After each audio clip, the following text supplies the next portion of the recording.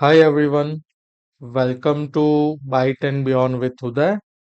In this video, we will learn about how to create many-to-many relationship using Spring Boot Data JPA. So over here, we have two entities, employee and the project. Between these two entities, we have many-to-many relationship. So let's jump into the coding and let's get started.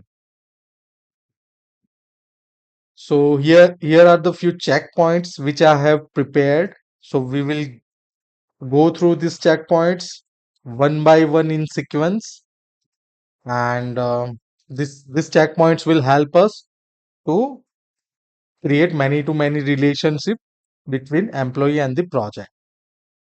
So if you see our requirement, and we know that employee can have multiple projects. For example, let's take a developer. I am a developer and I am working on two projects. One project is the web application and another project is the, let's say, mobile application. So I have two projects.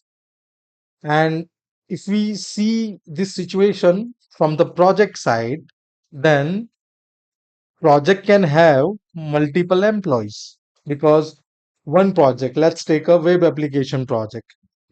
In this project, multiple uh, developers can work, right?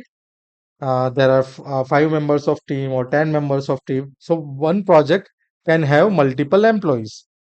So over here we have many to many relationships, and if we see the database tables, then we have employee table, we have project table, and then there will be third table which is employee and the project.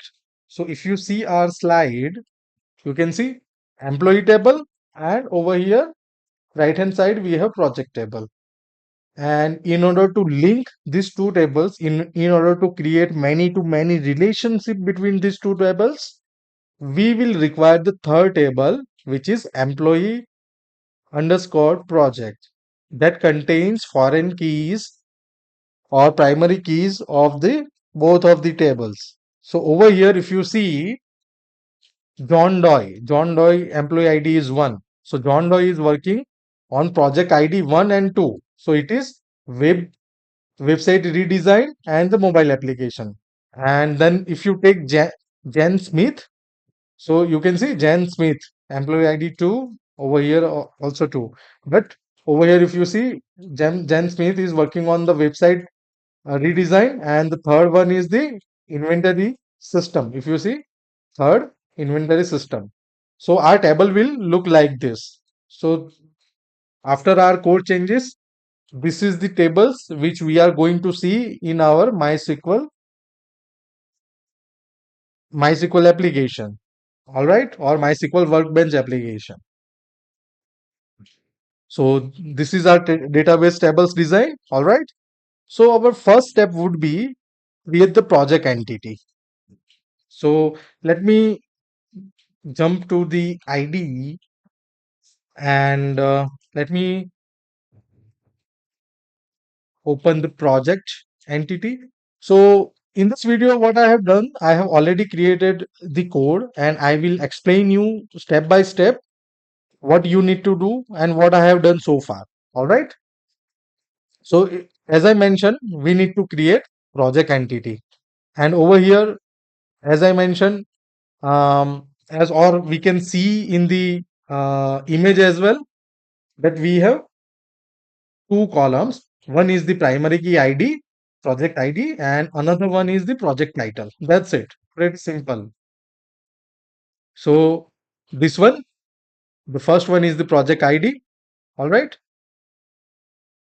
And I have annotated this with the other ID annotation. So this is the primary key. And the column, the primary key ID generation type is the identity. And over here, this is the project name.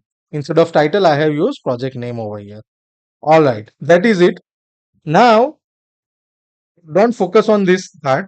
Let me remove this at this moment. So till now, you just need to create these two, ID and the name. And just you need to create a getter and setters, typical getter and setters, and equals and hash code method. That is it. Nothing else required. So this is our typical project entity. That's it. Nothing else. Now, if you see our steps, the fourth step is employee entity. So if we go in our IDE and open the employee entity, all right, this is our employee entity. So over here, we need to create a relationship between project and the employee entity. All right. So over here, you can see this portion. This portion help us to achieve the tables which we can see in this slide. All right. So let me explain you what exactly I am doing over here. So first of all, I have annotated. So first of all, I have declared this projects field. This is hash set because um, we know that project cannot be duplicate for particular employee. Let's say I'm a developer and I cannot have duplicate projects, right? So that is why we are using hash set. And then we know there is a many to many relationship between employee and the project. So I have annotated this field with the at the rate many to many annotation. All right. Then I need to use at the rate join table because as we can see this, as we can see in this slide, this is the third table which will be required in order to create many to many relationship. So that is why I am using at the rate join table annotation. Now over here you can see I am giving, this is the table name which I am giving. So the table name is employee underscore project. So you can see employee underscore project. So this will be our third table name. All right. Then I am creating columns. So join columns is equal to at the rate join column. All right. And this is the join column name. And the join column name is employee underscore ID. So it will be this one, employee underscore ID. This is our column. All right. Then we need to create inverse join column. So what is inverse join column? So this is inverse join column is the project ID. Why we call project ID is a inverse join column? Because I am declaring this relationship inside the employee entity. So the so because I am defining all this relationship inside the employee entity, that is why the project ID becomes the inverse join column. Inverse meaning opposite. So what is the opposite of the employee in our situation? It is project, right? And this is join column, typical join column, because we are already inside the employee entity. So this is the join column and project ID is the inverse join column. All right, perfect. So if you can see employee ID and inverse join column, which is project ID. So so that will help us to achieve these tables. Table name will be employee project and the column name will be employee underscore ID and project underscore ID. This is inverse join column and this is join column. Employee underscore ID is the join column and project underscore ID is the inverse join column. All right, all clear. I hope all clear till now. So this portion is ready. Now you need to go. You need to go to the project entity, and inside the project entity again you need to declare, this hash set, and that contains, I mean, the field name is employees, and this is the hash set. All right, because we don't want to store duplicate employees. That is why I'm using hash set. And this is the many to many relationship, so that is why I have used this annotation. And I'm using map by projects field over here. Map by, I'm using map by fields because this is not the owning side, this is the inverse side. Why this is inverse side? Because I'm not creating any tables, or I'm not designing any join column or inverse join column on the project entity, inside the project entity. All right. So that is why this is the inverse side. And what I'm saying over here, hey JPA, look for the projects field inside the employee entity. So if you go inside the employee entity, this is the projects field. All right. So that's what I am saying to JPA. Hey JPA, refer to this projects field, define within the employee entity. Over there, you will find all the configuration to create many to many relationship. So that's what I am telling to JPA over here. All right. By using this mappedBy. And this is the other JSON ignore. This is typically, break the recursion while generating the, what I can say, while generating the JSON response. All right. So this field has nothing to do with the, what I can say, with many to many relationships. This is for the recursion break. That's it. All right. So you can ignore this. So at this moment, by doing these changes, okay, by doing these changes, we can have these table structures. All right. We have employee, we have project, and we have defined the employee underscore project. All right. So by completing point 4, if you complete this 1, 2, 3, and 4 points, you will able to get this table structure: employee, employee underscore project, and the project. All right. But I mean, creating table is not enough, right? We need to we should be able to add projects to the employee. We should be able to create projects or something, right? Let's say I am a developer, and I want to assign few projects to myself. So how can I do that? So for that, I need to, I need to make some changes to my service and the API layer or the controller layer. I need to make some few changes. So I can send the appropriate data in my request body, and according to that, I can have the appropriate, I can assign the appropriate project to the particular employee. So for that, um, we need to create few methods over here. All right. So one more, yeah, one thing I forgot. We need to add, this add project inside the employee entity. All right. So if you go inside the employee entity, so whenever you know that whenever you create any fields, you typically create getter and setters. So if you scroll down, here is the getter that basically return the employee projects, and here is the add project, not the sad projects. Over here I'm using the name add project, and you can see this method is bit different than the typical setter method. So over here, what I am doing, I am initially checking this project is null or not. If it is null, the I'm returning the, so execution will be written from this point itself. It won't check, it won't go further basically.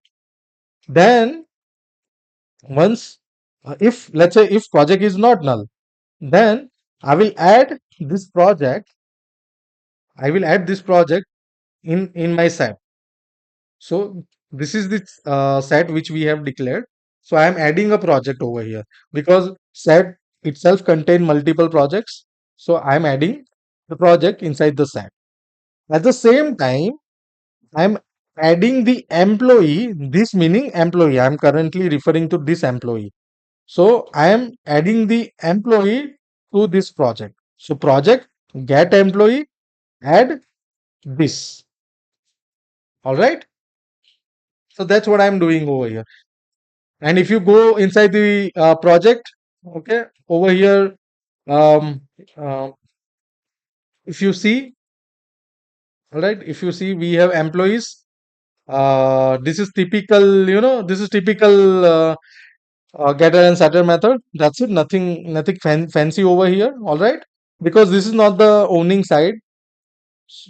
This is the inverse side. So this is over here. I'm creating typical setter and getter methods. But inside the employee entity, I need to keep both side in sync. What do I mean by keep the both side in sync? Meaning I am adding the project to the employees project hashtag. That is fine. But at the same time, I should add employee to this project. Meaning I have added this project to the hashtag. That's all right. At the same time, I should add employee to this project. So I am doing project get employees and add this, meaning I am adding the current object. So that is the main agenda to have this add project method. All right. Now, as I mentioned, um, in order to add or remove project or update project via APIs, we need to make few changes. So if you follow this 1, 2, 3, 4, 5 points, you will be able to have this table structures. Okay. Now, rest of the points are useful to add the projects to the particular employee via using the REST APIs. So rest of the changes now related to the REST API, it has nothing to do with this relationships or something. All right. So now all the changes which we are going to do from point 6, it is related to the REST APIs. It has nothing to do with the Spring Data JPA. I hope it is clear. So yeah, I will go pretty quick to this REST API changes because you already know about these changes. So let's do not invest much time over there. So let me go to the employee DTO. So as I mentioned over here, add project IDs. If you see first points under point 6, you can see add project IDs. So if you scroll up, this is the project IDs. So inside, as a request, I am taking only project IDs only. I mean, if I need to, let's say, if I need to map John Doe to project 1, so instead of sending all the datas, I will send only project ID, which is 1. So that is why I'm using hashtag. So why hashtag? Because I want to have uniqueness. Project ID cannot be duplicate, and one employee can have multiple projects. So I can send 1, 2, 3. Okay, so that is why it is there. And this is the projects, and this project is over here. To if you notice, this contains this hashtag or this field contains the actual project entity. Meaning, whenever I return the response, I should be able to see all the project details. All the project details meaning what is the project ID, what is the project title or name. All right. So that is why I'm as a response. If I explain this in simple language, for the response, I am sending actual project, and for the request, for the JSON request, I am I am accepting only project IDs. It will become much more clear when we start the actual testing. All right. And over here we will have typical getter and setters, nothing fancy. So you can see typical getter and setters, get projects, set projects, get project IDs, set project IDs. All right. And same for the get projects and set projects. And you might see this field over here. Okay, JSON property, and it says access JSON property dot access write only, meaning I want to use this project IDs for the write operation only. Write operation meaning whenever whenever I am sending IDs in a API request, at that time this should be used. But whenever I send the response, this should not be used. I will explain you with the practical example, so don't worry about this. Yeah. So our employee DTO is ready. Okay. So you can see, go through these points. We have added project IDs. We have added projects. Projects IDs are right only. So it is part of request only. You can see this is part of request and project is a part of response. It will become much more clear when we are going to test the APIs. So don't worry about this. Then I'm just making typical changes in the employee mapper. I will just go through it. So if you see what I'm doing over here, map employee projects to DTO projects. That's it. So nothing, rocket science over here inside the mapper. You can see this is the only change which I have done. So employee project, whatever the project employee has, I am setting those project to the employee DTO. That's it. Nothing else. So our employee mapper is also done. Then comes employee service. Yes, over here few essential changes are available. Okay, and these are, as I mentioned, these are related to the REST APIs only. It has nothing to do with the Spring Data JPA. All right. So let me go to the employee service. Let me close all of this and let me open the employee service. Okay. All right. So if you can see over here, I have employee service. All right. But before we jump to the employee service, as you know, that we have created the project entity. So for that, I have created project repository and project service as well. So if we go inside the project repository,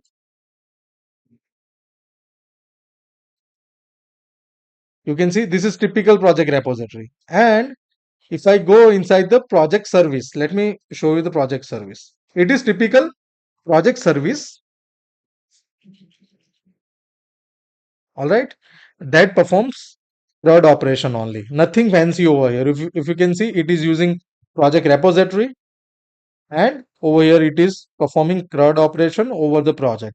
Meaning you can create project, you can update project, you can find project by ID, you can find all the projects, you can delete project, all right. So that is it over here, nothing fancy, all right. Then so project service and project repository is there. Now come to employee service. So if we go to employee service, you can notice that I am injecting project service over here.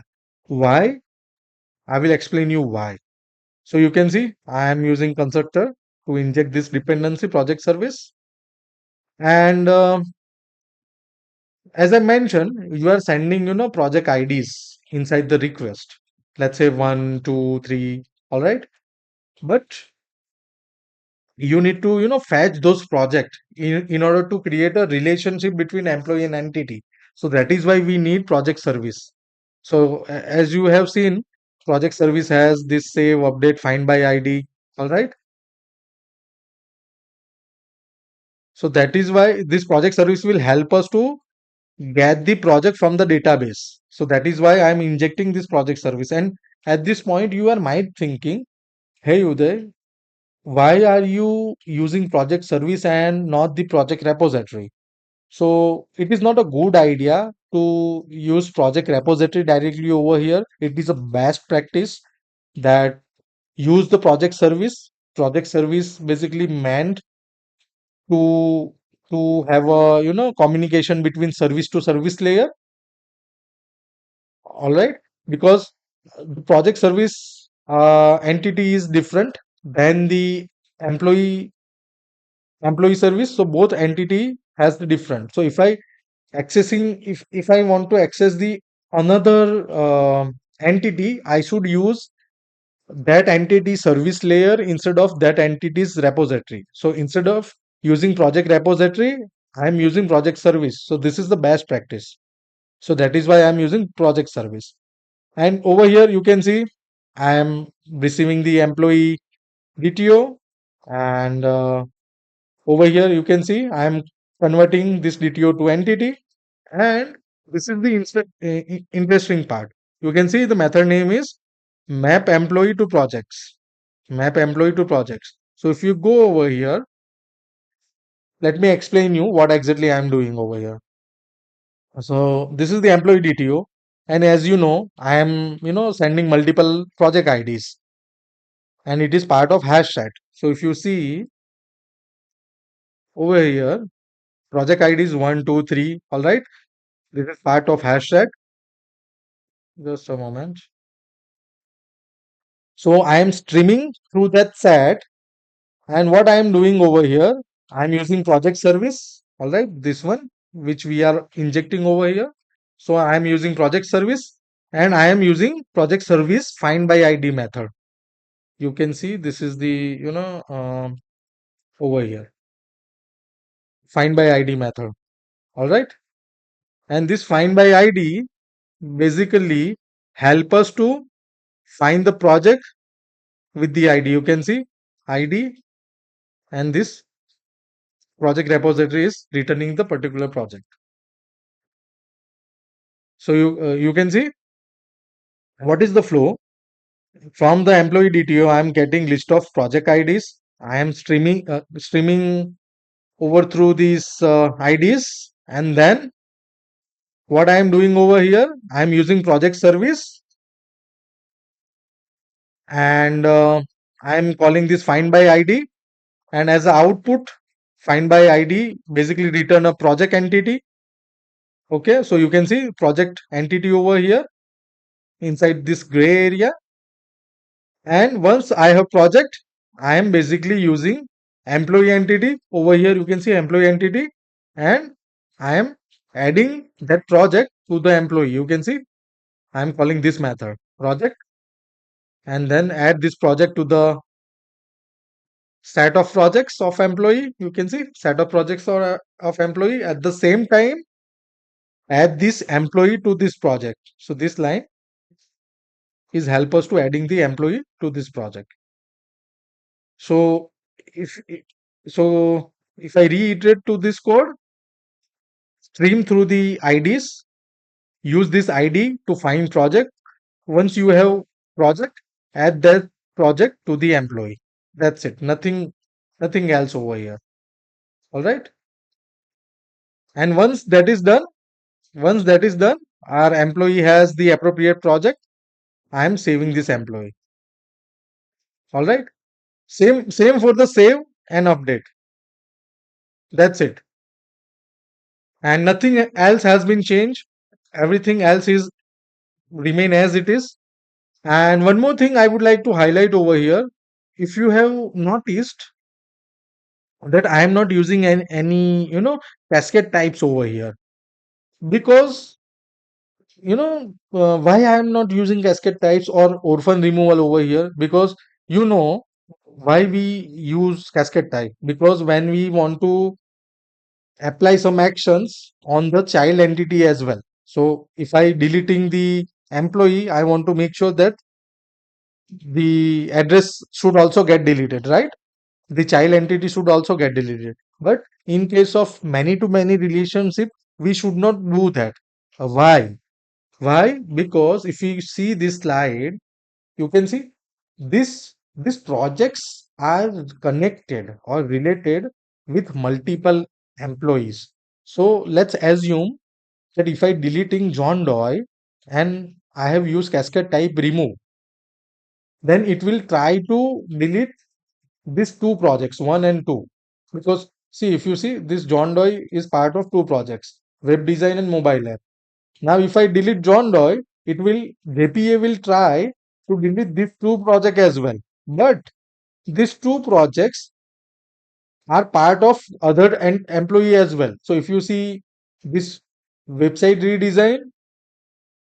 Okay, this website redesign is related with the Jan Smith as well, and this inventory is related with the Jan Smith as well as Mike Johnson. So we will get the exception because this website redesign or this all the projects are connected with more than one employee. So we cannot use this cascade types in case of many to many relationship, because it is not right that if I am deleting John Doe, I should delete the its project as well, because I should not delete its project because those projects are connected with the multiple employees. So that is why we never use cascade types or orphan removals with the many to many relationship. Same goes for the refresh or detach. All right, any kind of cascade types. So we usually you know avoid cascade types, cascade type properties or orphan removal properties with in case of many to many relationship. All right, I hope uh, it is clear.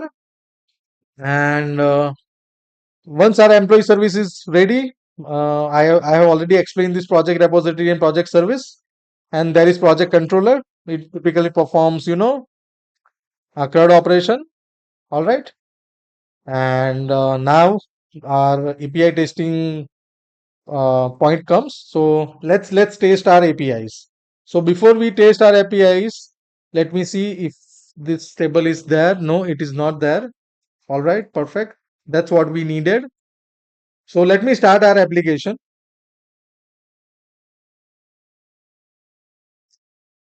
So our application is starting.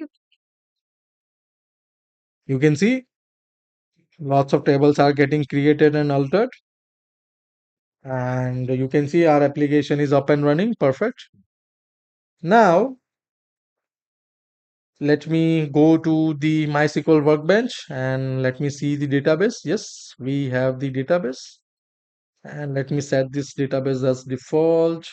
And let me fire these select statements to show you the table structure actually. So here is the employee. This is typical employee table. And this is the project table, ID and the project name.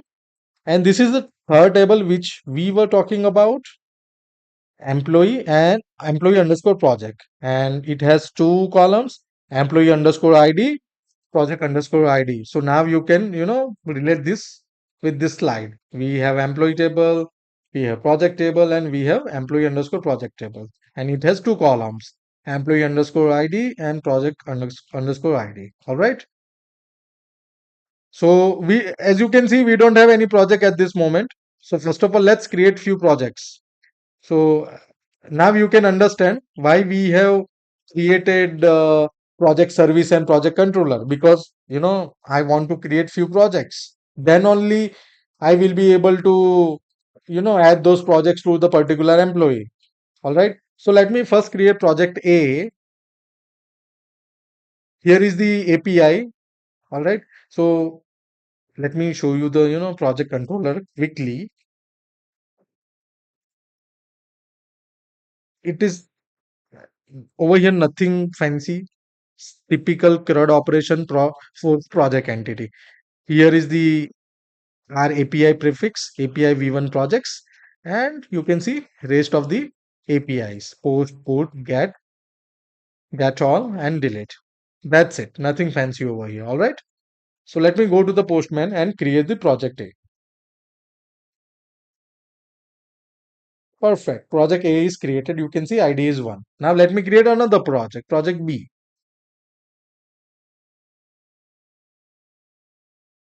You can see project B. And you can verify the same in the DB as well. If I refresh this, I will have two projects.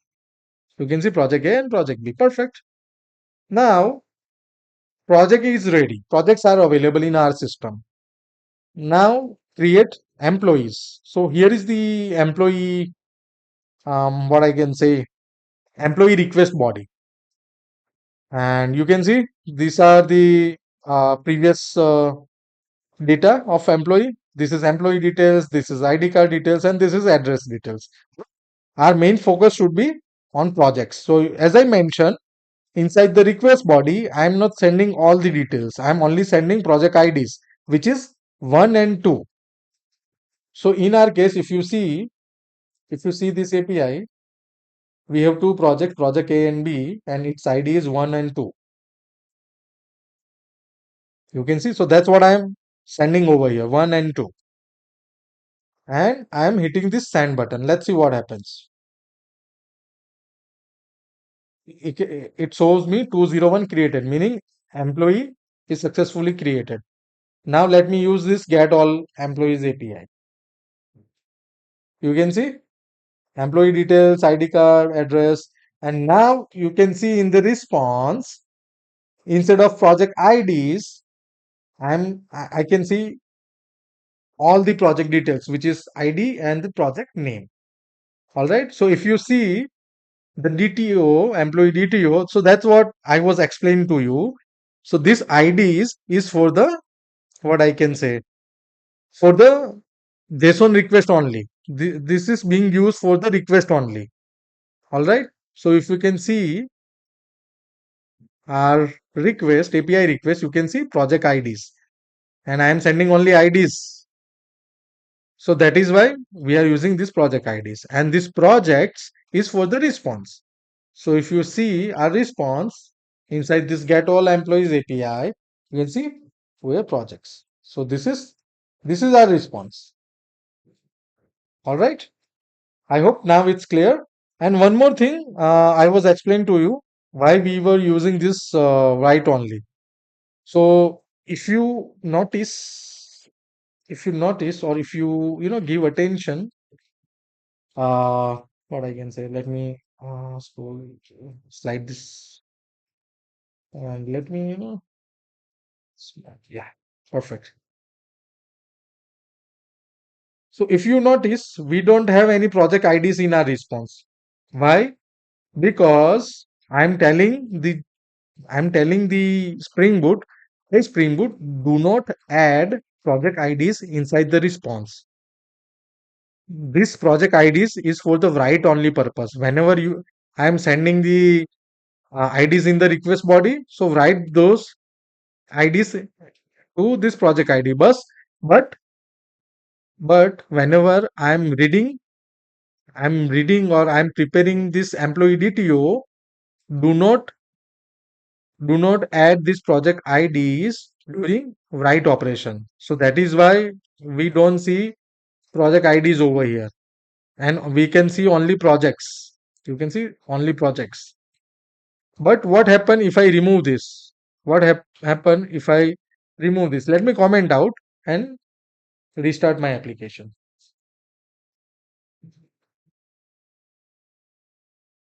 Now you can guess what will happen. Now Spring Boot will show these project IDs inside the response as well. So let me use the same get all employees API. You can see there is no project IDs. But now if I hit the send button, I will see the project IDs. You can see project IDs. And this project IDs is not relevant in the response. This project IDs relevant with the request body only. So that is why we should use this annotation that will help us to remove this project IDs from the response, and this project IDs will only be used during the write operation. All right. Write operation meaning post operation, put operation, right? Patch operation, those kind of write operation. All right. I'm removing this. And now if I hit the send button, I want the project IDs over here. You can see project ID is gone. All right. And now we can see this employee is Harry Potter is connected with this two project or working for this two project. we can see the same in the database as well. So we have employee. All right, this is employee details, this is project details, and this is the third table where we define the relationships. You can see this is employee ID 1, which is for the Harry, and Harry is working on project ID 1 and 2, which is project A and B. Now let me create another employee. Let's say Emma. It's Emma, and her surname is Watson. Okay, and email is Emma. Rest of the thing, let me change this to EMP3. Let me change this street to 13. Let me change. Let's keep this as it is. And Emma is only part of project B. So let me keep the two only. And let me hit this send button. Now let's see what happens. I can see 201 created, and if I will get all the employees. You can see Harry and Emma. We know Emma is part of only project B, so you can see there is project B only. All right, this is Emma with ID 2, and it is part of project B only. So if we can verify the same inside the DB as well. All right, so there is no there are same projects, that is fine. But if I refresh this, you can see the employee ID 2, and it is part of project 2. So employee, what is um this employee ID 2 is belong to Emma, and project ID 2 is belong to project B. So we can see 2 2. All right, perfect. And I can update the project as well. That is not the issue. So let me get the Emma. Okay, this is the Emma, and let me copy this response. All right. I don't want to copy this portion projects, because we only require the IDs, not the project details. All right. So let me. Okay. Perfect.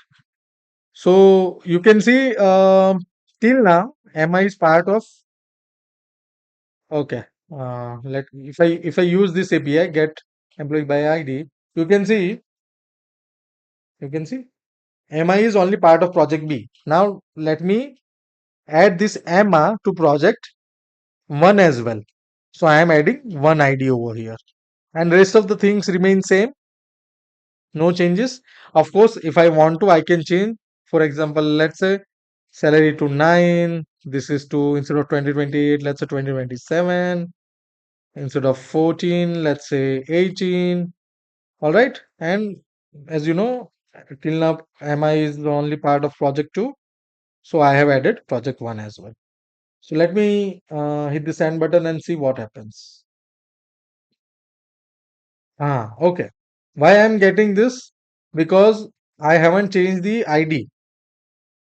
You can see Emma's ID is 2, and over here I'm using 1. So that is why I'm getting this error. But let me hit the send button once again. Perfect. You can see now Emma is part of two projects, project A and B. And if I use this API, get employee by ID, I should get two projects. You can see project A and B. I can verify the same in the DB as well. You can see now Emma's ID is 2, so it is part of project 1 and project 2.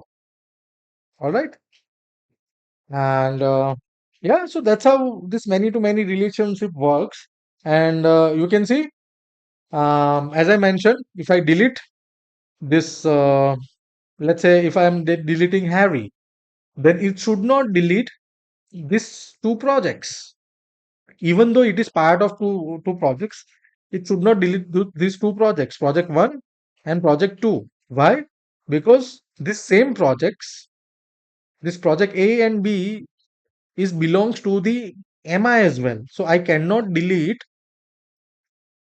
the project when I deleting the employee. So that is why we avoid cascade or orphan removals. All right. So just for the example, let's say I'm deleting the, Harry. Okay, Harry's ID is one. So you can see this ID is one, and I'm deleting it. You can see no content, meaning it is deleted. And if I use this get all employees, earlier we were able to fetch the Harry. Now if I send button, I won't see Harry. You can see there is Emma only, no Harry. And you can see projects are still there, and it should be there. It should not be deleted. All right, project A, project B, perfect. And I can verify the same by going in the database as well. You can see project is still there. You can see projects are there. But if I refresh this employee table, the Harry is gone. You can see only MI is here, Harry is deleted. And if I refresh this, the relation will be removed from over here as well. You can see now only relationship with the employee ID 2, and it is part of two projects. Of course, I can add new projects using this save projects. All right, this API for this is the utility APIs only that help us to create projects. All right, I have created all the APIs, and as a bonus, and you can try those API by yourself. If something is not working, you can fix it. It is kind of homework for you. Okay, if you are interested, if you are really interested to learn this concept, I really recommend to do the hands-on, follow my video, go step by step. And if you go step by step, you will understand the concept in depth, and you will be, instead of mugging up all this concept, you will really understand why we are doing something, and if we are doing something, what is the impact on our application, or on our tables or database design. All right. So I really recommend that follow my video, and according to my video, do the hands-on. Okay, it will help you a lot in your career. So yeah, I think that is it for this video. I hope you have learned something new today. So if you find my video useful, I request you to please like, share, subscribe, comment. See you in the next video. Till then, bye.